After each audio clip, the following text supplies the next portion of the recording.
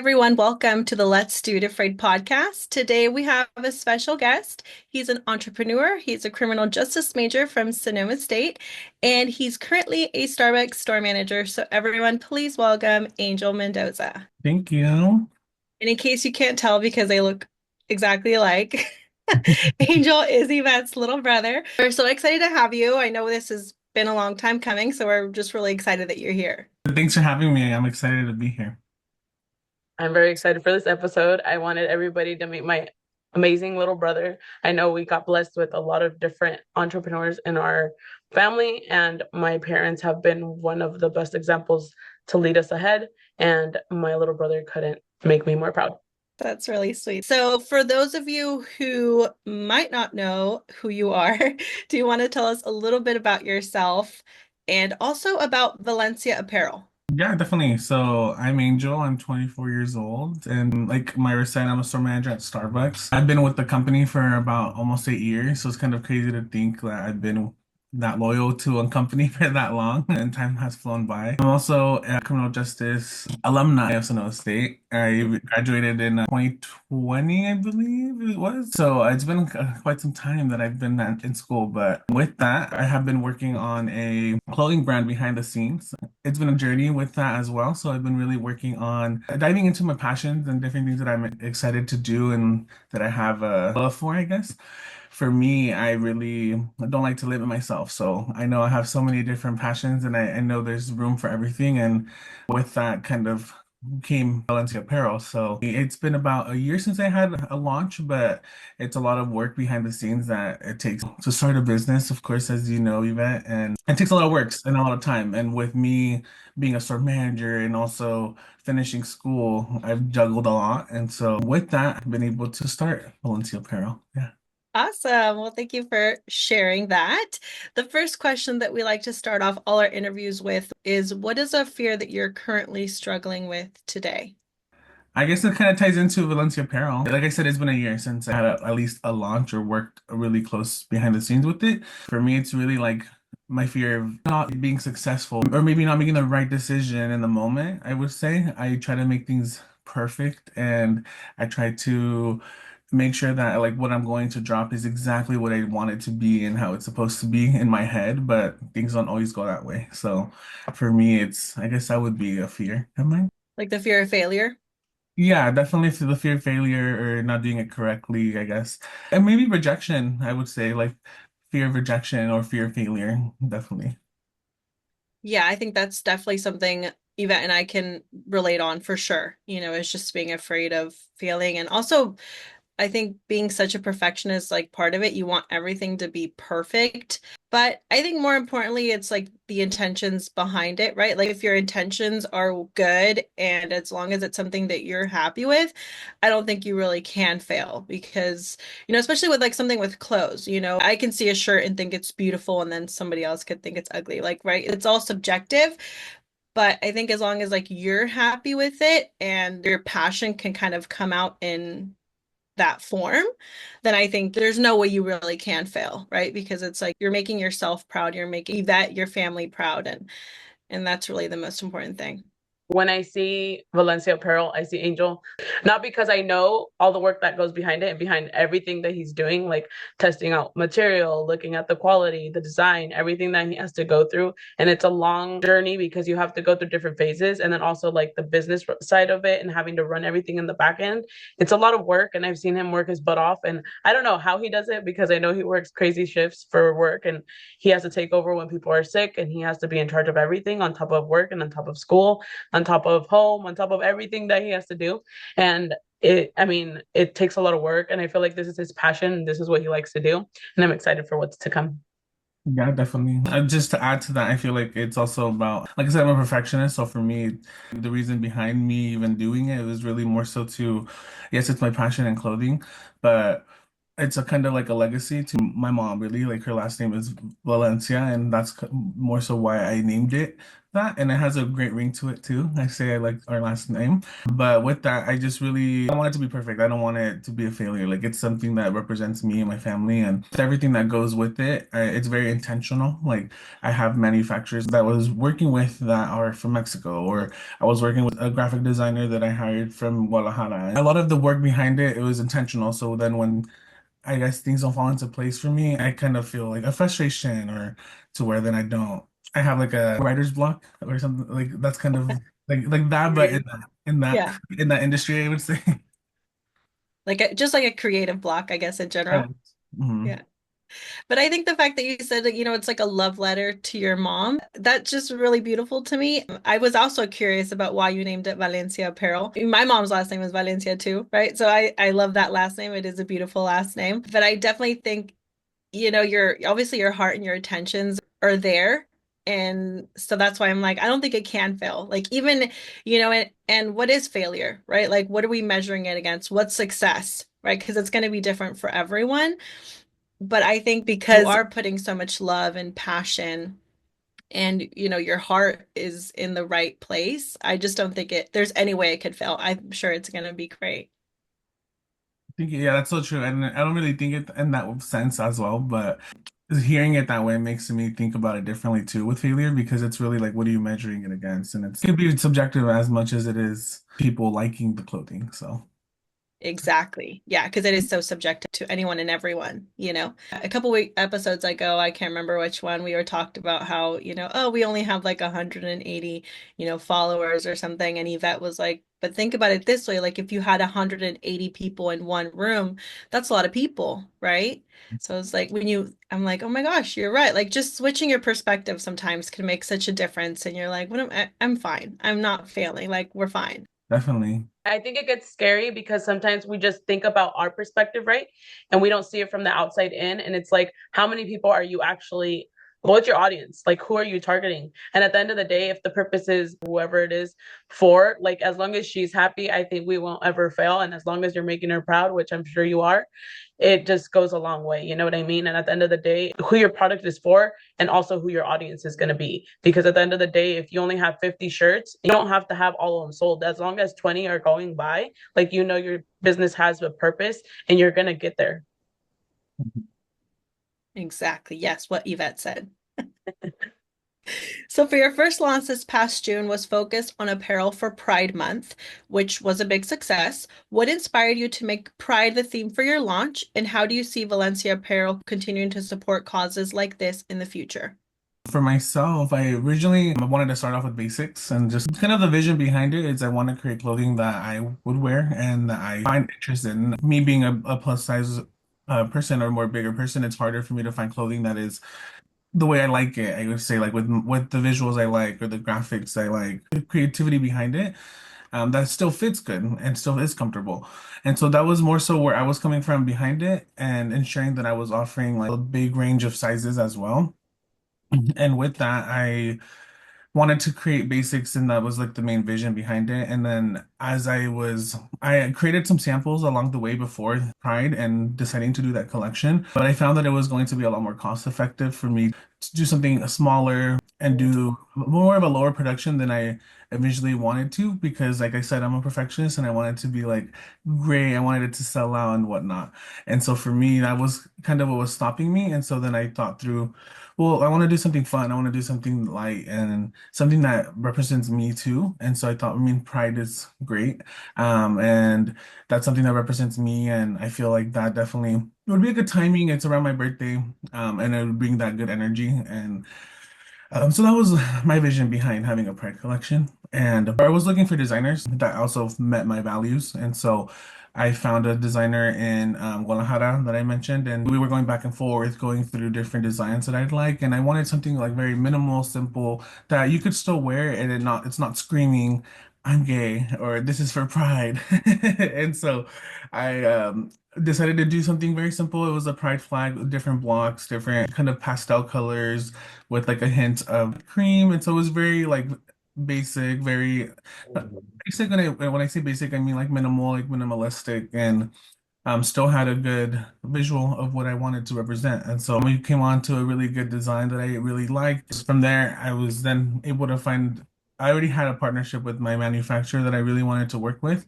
And made it all happen. They made the process very smooth for me. And I was able to launch in June. And so it really worked out. I was able to spread the word and having like the support from my family and friends really helped. And um, it really helped bring my vision to life, I say.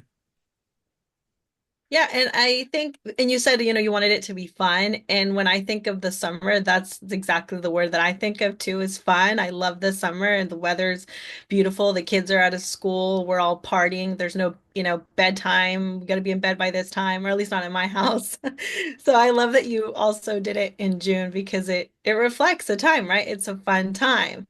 And also you mentioned how you wanted it to include plus size, right? So that they could, feel comfortable in whatever they were wearing, which I think is great too, because often have, I feel like we have enough marketing for, smaller people, individuals, and we don't have enough clothing or marketing for people that are plus size. And I mean, we're here, obviously, we need to wear clothes too.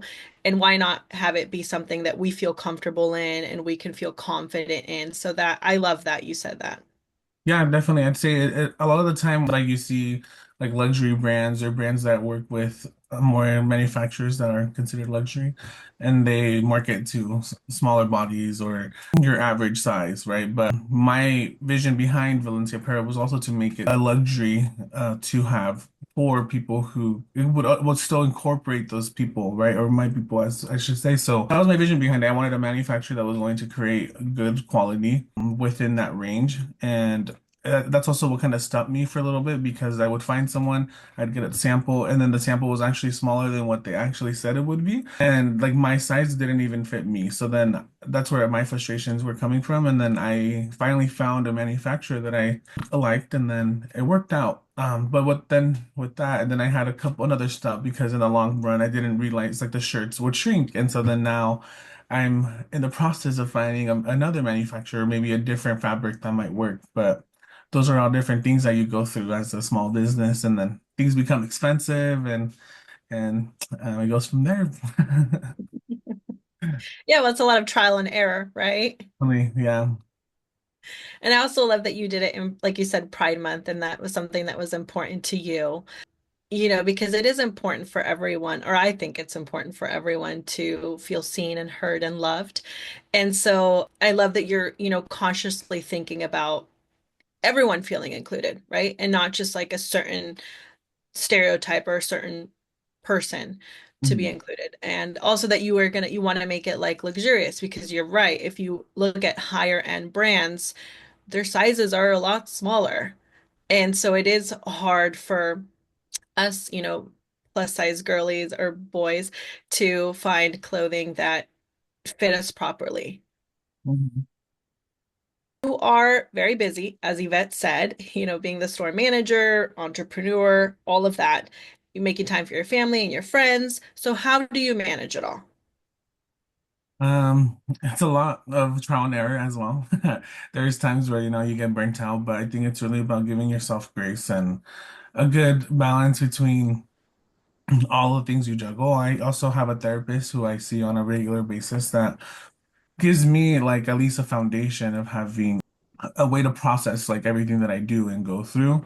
And so that has really helped me kind of work with like regulating my emotions or balancing work and making sure, I set time for myself.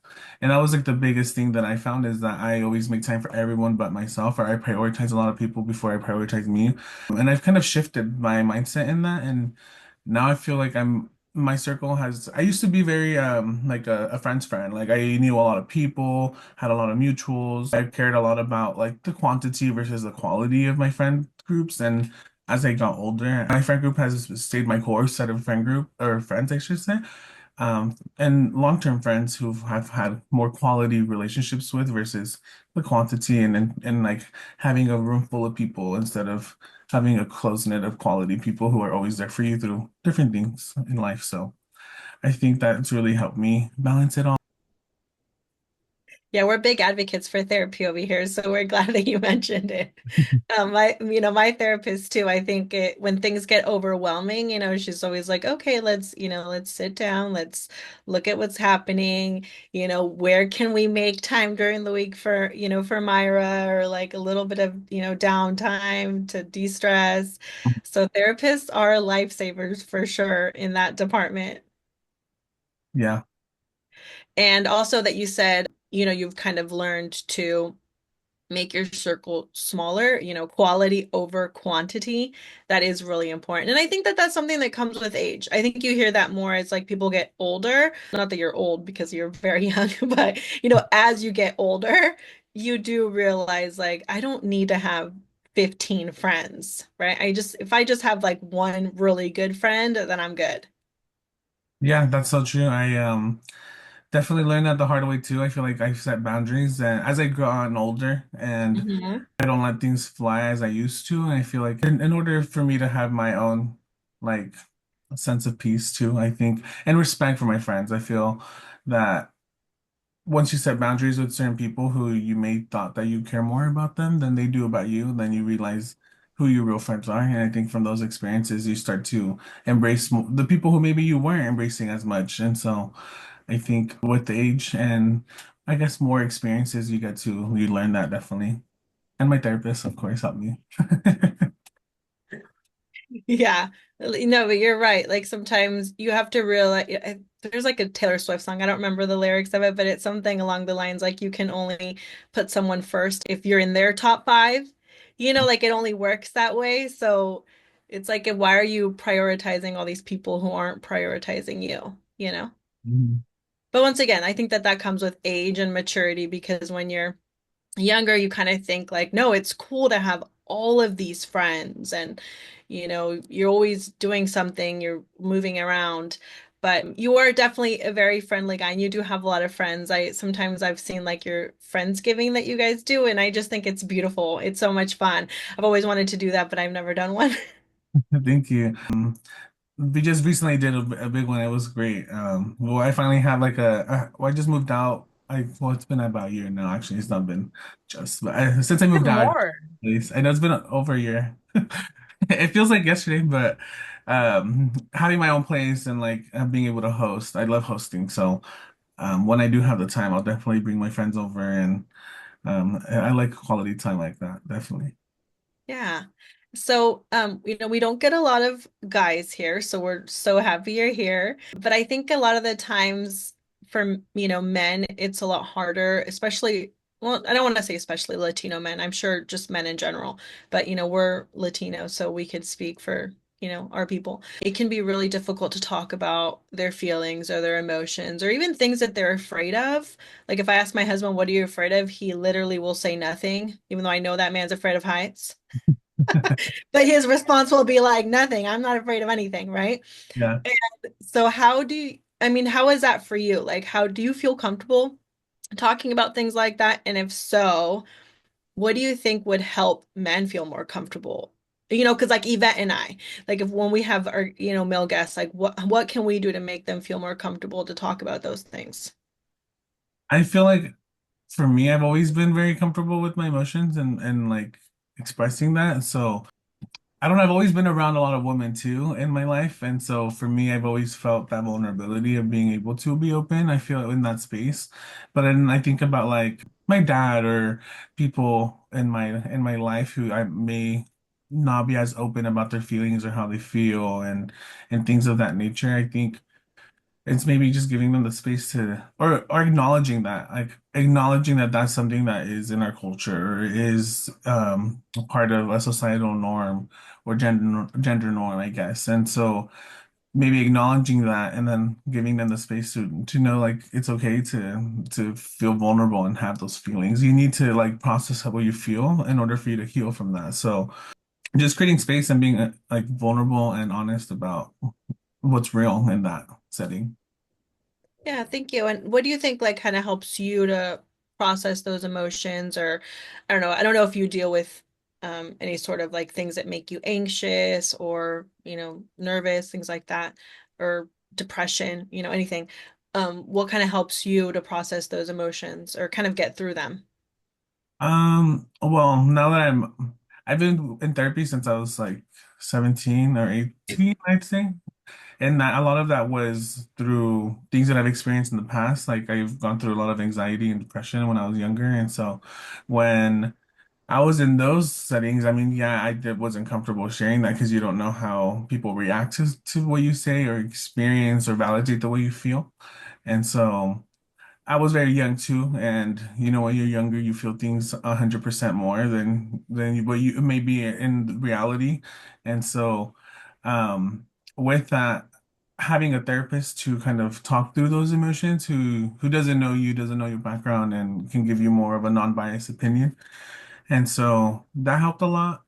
But I don't know, just really leaning on your friends. I feel like my closest friends that have witnessed or experienced me when I was in that mindset are still my two closest best friends.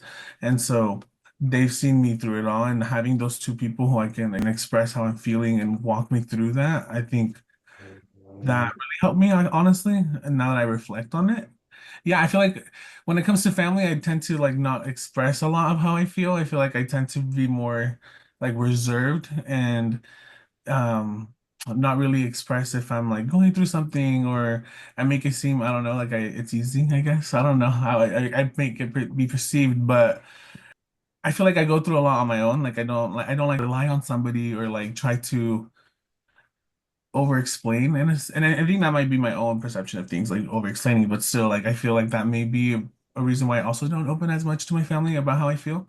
And I think I've leaned more on my friends for that. So I think it's more so I don't cause concern to my family. I think that's kind of where that comes from. I think I have a question.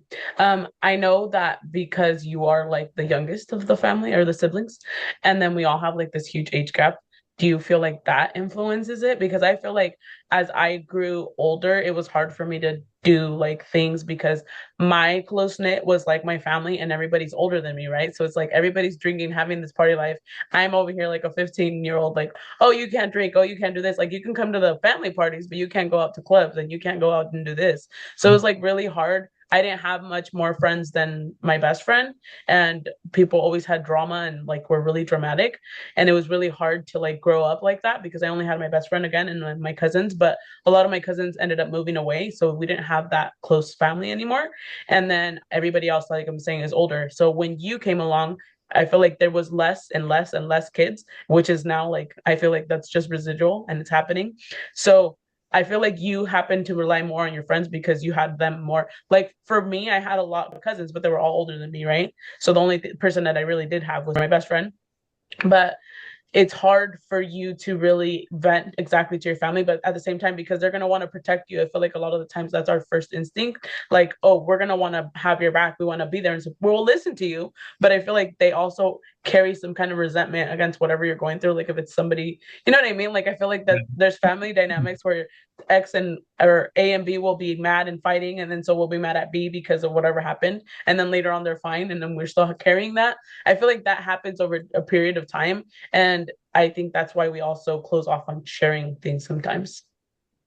Yeah, I think the our age gaps and our siblings, I think that, and just in family in general, because I think I only have one cousin, or I guess I have some cousins, but there's one cousin who I've always been like the closest to, and it's Angie. And for me, like, because she's the closest in age, and I think that actually plays a lot into it. A lot of my siblings, or all my siblings, are older than me, and so when I was going through what I was experiencing at the time, like between like 17 to 18 or whatever, 16, 18, you guys were already older. And so me and in that age dramatizing how, maybe not necessarily always dramatizing it, but just kind of the way I was feeling and not being able, not knowing how to approach it, because yeah, you guys are going to want to protect and want to like be more of a protector. And then I just don't know how I would react to that, I guess. And so for me, I was more reliant on my friends for that. So I I could, understand.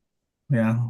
I feel like I did the same because it was hard. Like how do I tell my, and then like I feel like as a girl I was always treated differently. So like I was treated like I feel like a lot of the times they not romanticize, how do you say it? Like they make you feel special because you're the only girl in the family, right? But then at the same time, they also want to overprotect you. So then it's like, how do you deal with this kind of stuff and like have a balance in your life? And I feel like my dad is a little bit more lenient. So my dad will let me do whatever, like as long as my dad knew who I was with, what I was doing, blah, blah, he'd let me go.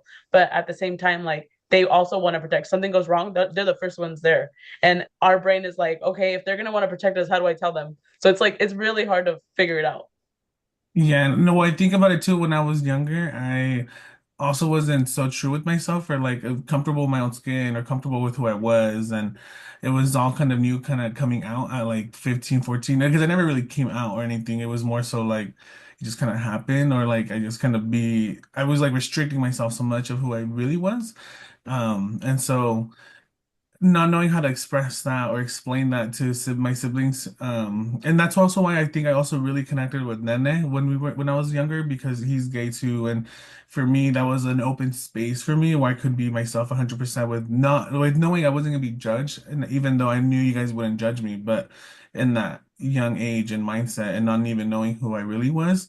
And at the time, like I didn't know how to open up to all my other siblings. And so with Nana, I always had that connection. And so having that at a younger age kind of also gave me the space to really feel out who I was and like be like more who I am now. And now that I am older, like I am happy I dealt with that when I was younger because now I'm like completely confident with who I am. Like no one can tell me that I'm not who I am or tell me how to act or how to express myself. And I'm like 100% confident with that. So I'd say at a younger age, I can see how that all kind of came into play with these. It's really interesting because now that you're saying that, I'm thinking of like, do you think that had to do with any cultural expectations, or do you think like I don't know. I know the family dynamics. I know we're a mix of Mexican American and we have all these different blends coming in.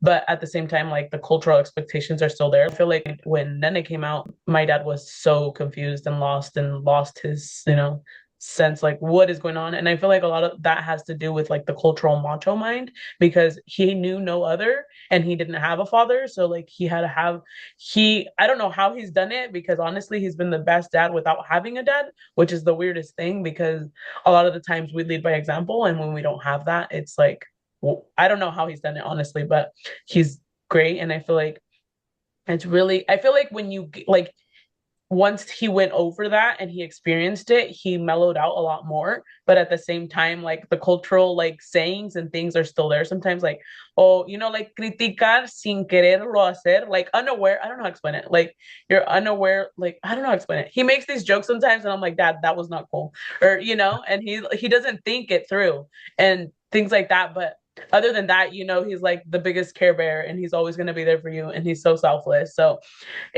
it's really interesting to see. But when we're little, we're so scared of their like maybe it's fear of failure.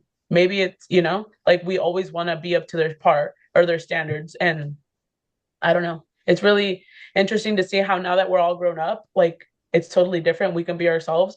And I feel like all this that you've gone through has actually like really matured you. You're only 24 and you've gone through like, so much. And it's crazy to see because I feel like you're just older than me sometimes when you talk to me, I'm like, wait, what? He really told me that? He's my little brother.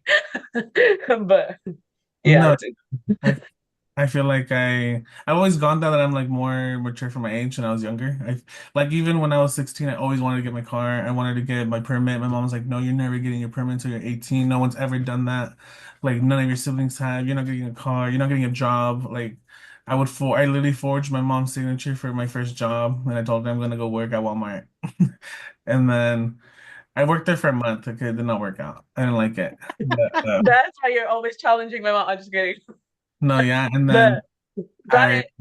and then I got my license, my permit, and my license at 16, and I think it matured me because I proved my parents that I wasn't doing it because I just wanted to like fuck around. It was because I was always a go-getter. Like at my school, I was the first person to get my car, to get my license, and I wanted to get a job. I worked.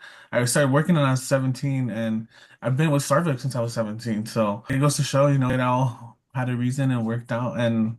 I mean, I ended up maturing, I think, a lot faster than other people my age, but I was able to achieve more with that and be kind of more ahead of where I thought I would be. And so Yeah. Yeah. I think it's also the mentality of just being the children of immigrants. I like everyone, I feel like everyone that we know or that we talk to that are, children of immigrants have this like mentality like we can't fail. We can't let our parents down. Like they risked everything for us. And so we kind of just like feel, and it's not, yeah, we just like feel that burden on our shoulders, you know? And even I feel that sometimes too with like my husband because he immigrated into this country as well. And I'm like, él está echando ganas, like he was grow up poorer than poor and he came here, he didn't speak the language, he learned the language, he, became an entrepreneur, he's doing all these things and I'm like, and I was given everything, like I have to do my part, right? Like I have to keep up. Yeah. Yeah.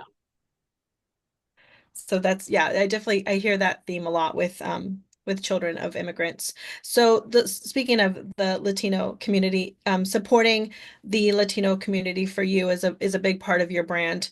What drives you to make that connection and how important is it for you to create jobs and opportunities for, the Latino community? Definitely, I think with my brand and my long-term vision is to have more employment for people in my community, so like Latinos, and I want my employees to connect with the value. Like I want people who work for me who understand what I envision and what I stand for. And so with that, like I wanted to hire a manufacturer that was in Latin America. Ideally, I wanted someone in Mexico. I just going through the ropes and really researching is that's my next endeavor that I really want to work in, and maybe whether that's like going to Mexico and actually going to visit different manufacturers, things like that, or the graphic designer being Mexican. Those are like I want people who bring my vision to life to have part in that and have a connection to that, and so that will open doors for more people. And I mean, considering our climate right now, it's if not the best time to be proud to be Mexican and to share that and show pride in that, and not shy from it. So I think my brand definitely would represent that and will represent that. So Yeah, I love that. Thank you. I agree. I think it's the perfect time to talk about how proud we are of where we come from. I always say, and I heard this from Chiquis Rivera, the singer. She always says, like, I'm 100% Mexican and I'm 100% American. And that's exactly how I feel. It's like I am just as proud to be an American as I am as proud to be a Mexican. Like, I can't, it's not 50-50 for me. It's 100 and 100. I love that. definitely. I'm sorry, I was laughing because Angel calls me that sometimes. Oh, he called you Chiquis? I'm What like, you what? saying? Uh, I love that. I love that gorgeous specimen of a woman. yes. I'd love it if someone called me cheekies. I know, but I'm like, are you making fun of my voice or are you really, really Oh, calling me I like chickens. I listen to her. I know he loves her, but he's like, you should have Cheeky sing whenever he wants me to sing. He's like, you should have Cheeky sing. I'm like, oh my God, is that a compliment or are you making fun of me? But it's the sibling love. No, I think it's a compliment. I love that. I love that woman. She's I freaking. know, I love it too. I'm just saying because he makes me laugh. So you do have a degree in criminal justice, as we talked about, from Sonoma State, and you're like, yeah, I graduated a long time ago. It was 2020. I graduated in 2008. That was a long time ago. Okay, 2020, that was yesterday. But so you do have a criminal justice major. Do you still see yourself maybe getting into the law field one day? Not necessarily like law enforcement, but I recently, so at Starbucks, we have a connects with our higher level, like district manager is my upper management. And we talk through like, what are you working on? And then this time around, we do this every 6 months. And so recently I finally was kind of feeling a little like stuck at Starbucks. Like, what am I working towards? Like, this isn't my long-term goal. I'm not trying to be a store manager and more than 3 more years. And I really would like to use my degree. Like I worked hard for it and I really want to make sure that that's something that is still part of my passion. And so I found that there's a lot of opportunity at Starbucks, so much opportunity that I didn't think of. And my next steps are in 5 years, I would love to work with our employee and asset protection team at Starbucks. And that would definitely help with utilizing my criminal justice degree. And So next steps, I'm working on becoming a district manager at Starbucks within a year or two, and then that will give me a stepping stone to the next level of becoming a employee in asset protection.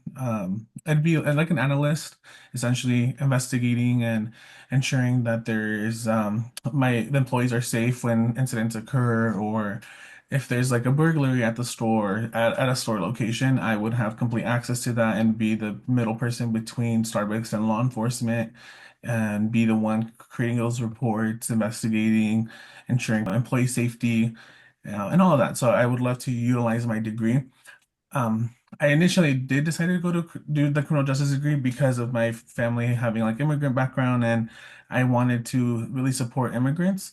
And I would love to, in the long run, work and be more of like a direct line of support for immigrants, undocumented people who come into the United States or happen to be deported and were unlawfully deported, and helping support those cases. And I think that would be like a great passion of mine. A lot of those people don't necessarily get paid what they should be getting paid, and so that this is where entrepreneurship comes into play. And I would love to be in a state where I have passive income, so then I can go and really work in those fields where people need the help, but don't have the people there to help them because of whatever reason, if it's pay or experience. And so that's something that I would love to do in the long run. And so in order for me to get there, I have these stepping stones that I'm working on right now. I love that. That's beautiful that you really want to, you're just so, you can tell that you're really passionate about helping your community. And I love that. And we fully support that here.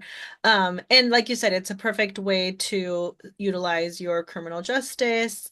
I love that you're going to be utilizing it in what you're doing now and that you have like this very clear goal of what you want to do. It just once again shows how mature you are. Because at 24, I didn't have that clarity, or that maturity. This is a question for me that I want to make it very clear because I'm just kidding. She said she said that she loves that you're so Believe me, I'm sweet, just kidding. but that you're very blunt. I haven't experienced that part of Angel. To me, he's always been very sweet and very kind. But and being blunt is not necessarily a bad thing, No. right?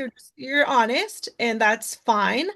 I think, the way it's more of how you say things and what you say. So, how do you find balance between being kind and honest, especially in like really tough situations? I I think I used to not be this way at all. I used to be very anxious, and I always think about how someone's gonna react to what I tell them. And through a lot of therapy, I found like that's always going to be there. And so it's really about like what you stand for, your values, and like not allowing people to overstep or not necessarily overstep, but like disrespect you and your boundaries. So I think for me, I've learned really how to set boundaries and for myself and that. And so I've learned not necessarily to be, I guess, yeah, being blunt, but it's just being honest and like how you feel. But it's like you said, how you say it, not what you're saying. And actually, I think a lot of this work and the way I've I guess gained the skill of being blunt is a lot through Starbucks because we do a lot of as a store manager, there's going to be so many incidents or situations you have to experience with employees. I manage around like 20 to 25 employees, and so I have to hold people accountable, but I also have to ensure that they understand and learn from what I need them to be held accountable to. So, it's really being a people's leader that how has helped me. We do like employee situation based like scenarios. We do a lot of like role playing. We do a lot of simulations with like AI avatars that help us like really know how to de-escalate a situation or how to address a situation. And this is work for me, so like I've gained a lot of good discipline for work. And when I do this, I never thought that this was actually helping me so much with my anxiety. And as I started reflecting more on that, I found that it's like helped me with in having like approaching confrontation or having a conversation and being vulnerable. And every conversation that's like an accountable conversation, or if you are just trying to, even if it's a friend and you need to tell them they did something that hurt you, like it's how you approach it and explain it to them that will get you out of that situation. So for me, it's really being vulnerable. Yeah, and it's like you said, it's an important skill to have, especially in the job that you're in. The only thing that I can kind of compare it to is when I was in high school, I was the captain on the dance team. Mhm. And like we used to have to keep, like, for example, on Fridays we had to wear our uniform. It was like Spirit Day or something. So every Friday we had to wear a dance uniform. If you were not wearing your dance uniform, we were supposed to, like, I don't know, write you up, or you have to sit out at the game and couldn't dance or something. I can't remember. And me being the people pleaser that I am, I had a really hard time enforcing those rules, right? And so I was not a very good captain. But I'm just saying, like, as a manager, like, you have to hold people accountable. If they mess Mhm. up, you have to let them know, kindly and respectfully, that they're messing up. And so I think it's perfect for the field that you're in. It's a quality that you need to have. And it's definitely something that I'm working on, is being less of a people pleaser. So I'm trying to also be more blunt and say no when I need to say no, and not give an explanation. Just say no. Yeah, definitely. I think it's about like not over explaining and just setting the boundary. Like if you set a boundary with a friend and they continue to break it, that's on them. Like I mean, I've learned this in the hard way because I've had friendships that I've continued to allow to do that to me or overstep or take advantage of me, because I, like I say, I tend to prioritize people before me, or I used to, and so it ends up being kind of like I'm disrespecting myself if I allow that to happen, and that's where I started to disconnect from that and disengage. Yeah. I think that's how you got your quarterly spotlight of manager, right? Or something like that. The Yeah. manager quarterly spotlight. I was like, that's amazing. And I think when you have those boundaries and you can make that difference within your store or whatever it is, your environment that you're trying to build, I need to be there, but I'm not there yet. But I think that's what makes it hard for me sometimes. Like with when I get calls like randomly on the weekends or when I'm like late night and I'm over there answering text messages, I'm like, this is a bad habit. I can't be doing this because I used to do that at work. And that's how I got burnout. So I need to like keep my boundaries. And you learn it the hard way, like you're saying. It's really hard, but you got to do it. And I'm like, I just don't have that heart sometimes. And I'm like, oh my God, what if it's an emergency? Like, your brain is just like, it's so tricky. So trying to control that and take and be able to manage it on your own. And I was so proud when I saw Angel's face on the Starbucks social media. It's great.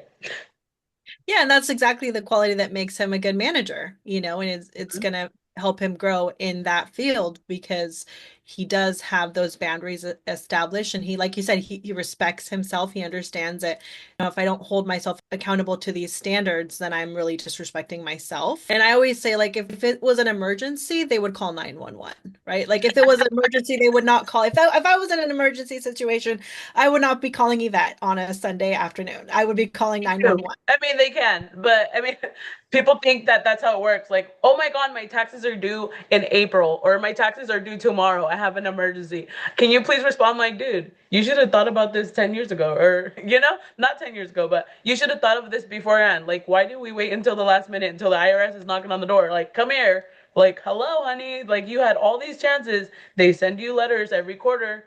Come on, guys, get it together. We don't need the knock on the door. Hmm. Yes. So what do you do, Angel, to recharge, or when you're feeling just drained and like life's too hectic at the moment? I tend to like unplug and disconnect. I I try to make sure I don't have to get to that point because there's like recently I had a like in December I had so much going on at work that I like broke down with my manager. I'm like, I just need a break. Like I can't do this. Like I need 2 days. And I took my 2 days off. But that was kind of like worst case scenario because I just wasn't giving myself that break. So now that I've gone through that and I have set more time for myself. At least I like to make sure I have a 3-day weekend once a month or have at least like a vacation or something small planned like every 3 months to where I can know I have time set aside for myself. Recently, I'm getting back into like hobbies that I like. I really want to like learn how to play guitar. I'm joining a cycling class at Rice Cycle. It's a studio.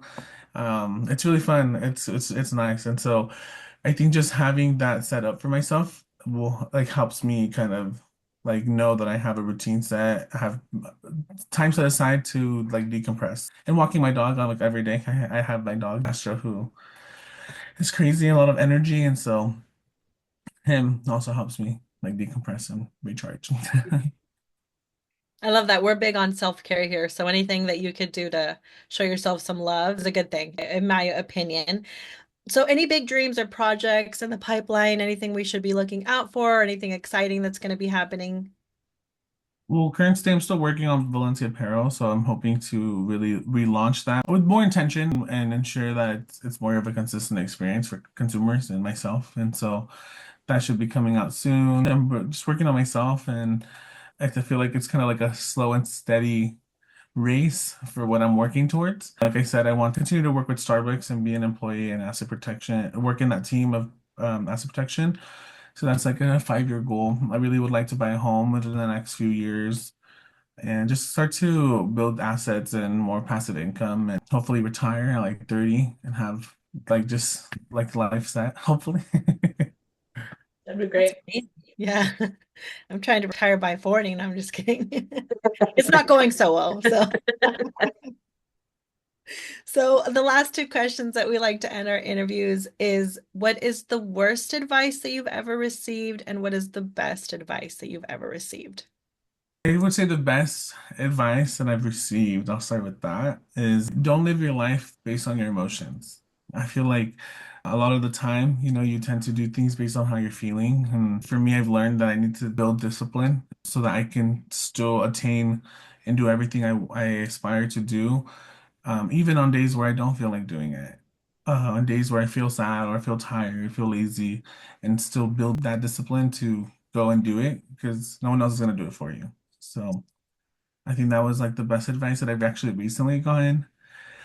The worst advice, probably going to a rave until like 3 in the morning because I don't like to stay up that late. Um, I don't have like a lot of like the I guess the worst advice. I haven't really reflected on that as much, but That's okay. We don't need to dwell on worst advice. Yes. try just don't stay out too late. Oh, don't stay out too late that. Yes. And I like your best advice. I actually feel like we don't like a lot of people don't talk about enough about that, but I've that's something that I really try to live by as well. I heard that advice a long time ago on the Jay Shetty podcast. He talked about it one time, how, we don't want to make permanent decisions on temporary emotions. And that really changed the way I saw things because you're right, like our emotions can change from when I could be happy 1 minute and sad the next, and vice versa. So it's like I don't want to be making, permanent decisions on how I'm feeling. I really do try to, kind of give myself some time to process things and check in with myself before I make any kind of decision. Like for example, if I'm really mad at someone, my first initial reaction would be like, I'm gonna cut them out of my life. I'm never gonna talk to them again, and I'm gonna write them this really mean text, F you. But then it's like, I know I'm gonna regret that. So I just try to be like, no, Myra, like, you're really mad right now. It's okay. Like, let's just sit with this anger for a little bit and then let's process it for a few days. It's gonna be fine. And then I'm over it. So Yeah, definitely. That's actually is one I've also heard a long time ago, and that's stayed with me for so long. And it resonates with the one I said because yeah, you never want to make big decisions on temporary feelings. You never know how you're gonna feel in the next 30 minutes. yeah, exactly.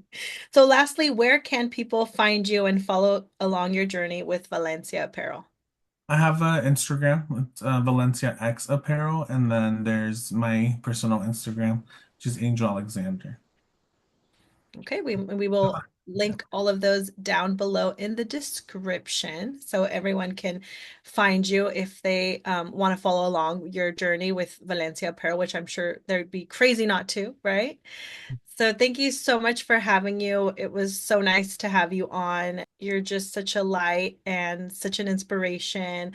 And I'm so proud of you. I know your family is so proud of you. And as a mom, I could tell you there's absolutely nothing that you could do to make us not be proud of you. So your mom must be the most proud. I'm sure she is, just by the legacy that you're leaving and the human being that you are, and knowing that you're happy and you're healthy and you're doing something that you love and putting out a lot of love into this world. So thank you just for being here and for existing. Thank you. I appreciate that. Thank you for coming on, and we hope to see you again soon, if it's not in the near future. And we can't wait to see how big your business grows. And everybody else, thank you for tuning in today. We hope you enjoyed this interview. If you have any questions, drop them down below. And if not, we'll see you next time. Bye. Bye.